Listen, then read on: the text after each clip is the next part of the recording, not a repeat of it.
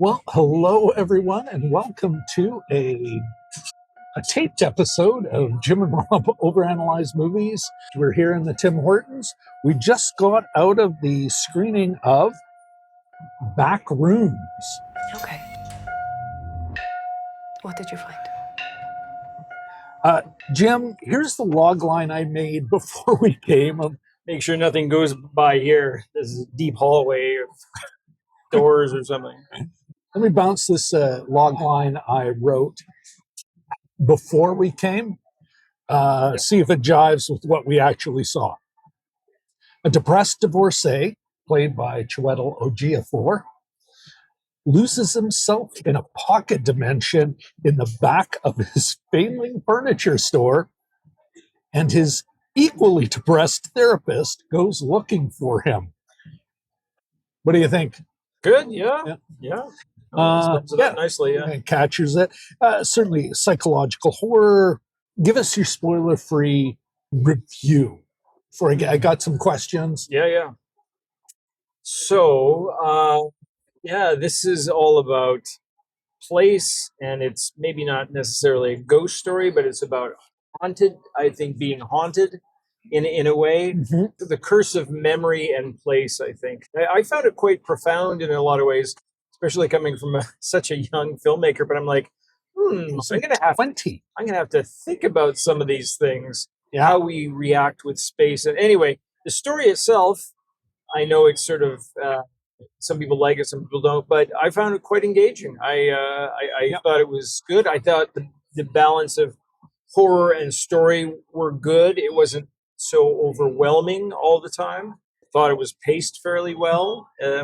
I quite liked it. Yeah, so throw me on the bandwagon. Myself, as I described to you, we described to some of the folks we chatted with after it, but I'm not a big horror guy. I don't do well with these. I spend a lot of time kind of looking down and looking out of the corner of my eye.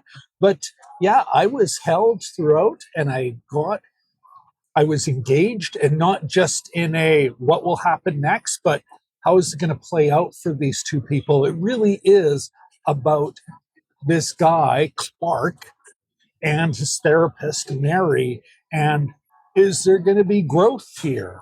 How is this going to play out for both of them? And it kind of gives an interesting end, but in many respects, I would say emotionally satisfying. The people we see at the beginning have evolved, have changed, let's say. Yeah. And some for the better, some not. Yeah. Let me ask you this. It is about two people, trapped in their past. Yeah. They can't let go. But Mark McPherson, professional film critic, I enjoy, but he was talking about the toxic nostalgia, or nostalgia was one of the themes of his review. And I'm like, do you see nostalgia in this? Maybe that it's set in the 90s, it's a lot of video gags and that, but... Yeah. I usually associate nostalgia with people's memories that are so positive that they can't live in the real world. Like it's poisonous in the sense that that ache for a past, that they can't enjoy the time that's in front of them. And so I didn't get that, because they're both of what troubles Clark and Mary aren't positive things. Trouble. You wouldn't be troubled by it. You wouldn't be troubled by a positive thing, but they are from the past. Yes, they're nowhere I think that either of them want to return to, but they're stuck on them. Like Clark has memorized that final conversation with his wife over, like to the word, where they repeat it a couple times during the thing, and it's almost the same. Yeah, because he's rehearsed it in his own mind. Yeah, or his version of it. Yeah. So there's that. Which raises another thing, I think, how this explores memory. Yes, yeah. Yeah, because the memories are all, like, everything gets distorted. Clark, the furniture store owner, and this isn't a spoiler, he is an architect. Mary, not a spoiler, is a therapist. So they're both exploring, in a way, exploring their past, exploring memory as a constructed thing. Yeah. I can't go too far because we'll get into spoilers, but well, let me ask you this.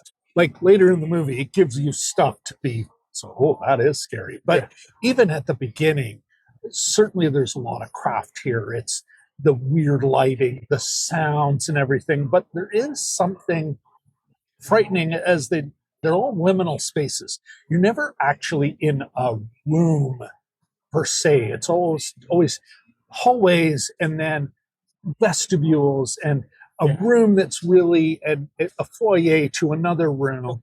You know, you have the feng shui masters in the audience ripping their hair out because I feel so unsettled.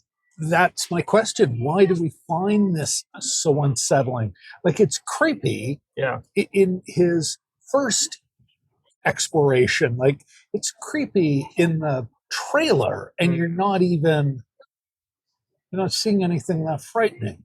I think it's a version of the whole uncanny valley. Is that the saying? Just that sort of likeness that's not a likeness. This is why a lot of the Doctor Who monsters, the scarier ones, are humanoids. Yeah. But just a little bit different, where it's sort of but for place. So it resembles what should be a department store, but it isn't quite. It's like a piece of demented software has created a storefront. And so I think that's sort of like, this is a place that we should recognize, but we don't. It's just a little bit off. Or even more as you get into the film. But that leads to another thing that I was thinking of. And this film was made over the last couple of years. Like it's not something from 10 years ago that this young man had been. 10 years ago, he was 10. Yeah. I was thinking about generative AI and the images it makes and the people it makes. And this space, kind of seems to, whether it was intentional or not, for me is part of the creepiness. Here is this weird kind of pocket dimension, alternate reality that nothing's quite right.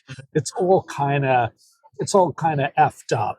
Yeah. And it's kind of funny too. It's not knee slapping. Well, funny, and then there's humor in this, like that weird little slope that Clark has to sort of climb up, and there's a tiny door with 3 doorknobs in it. Yeah, it's just weird. It's like a mutant building, right? Yeah. So and they get kind of weirder and weirder as they go on. I don't want to spoil anything, but yeah, it's distorted. It's good for it's fun for us because it's not just all the yellow rooms, right? The yellow endless rooms. There's variations, right? Like he goes at one point, oh, there's even a pool. They're like, there's a pool in here. Let me ask you this: what do you think it's emotionally really about? Yeah, I think it's just about being unable to maybe deal with your past. It's about loss, but most things are about loss. That's sort of the easy answer. But these characters can't control what they've done or what they've witnessed because it's already happened. So all they can do is deal with it in the current state. They're trying to find control over their past, I guess. I've certainly had times in my life, thinking one specifically now, but I've had a couple of times in my life where I'm like, I just can't let it go. Yeah. It's just you're just caught in a loop. So if I was to say it was about something, like just to put it in a line, like a log line, I think it's about letting go. Yeah. It's about letting the past be in the past to forge a new way. Yeah. That's a reference to the film. Okay, right now, Backrooms, Jim.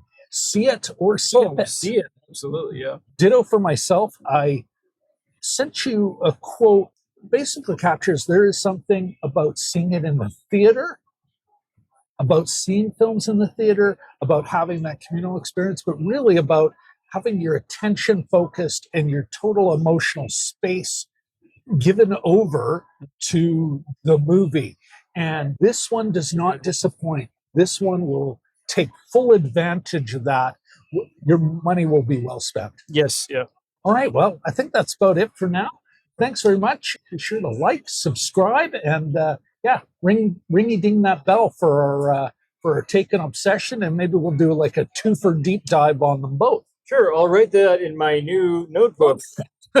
Oh, isn't that interesting, Jim? How did you get one of those? Somebody made one for me. Where can you purchase them from?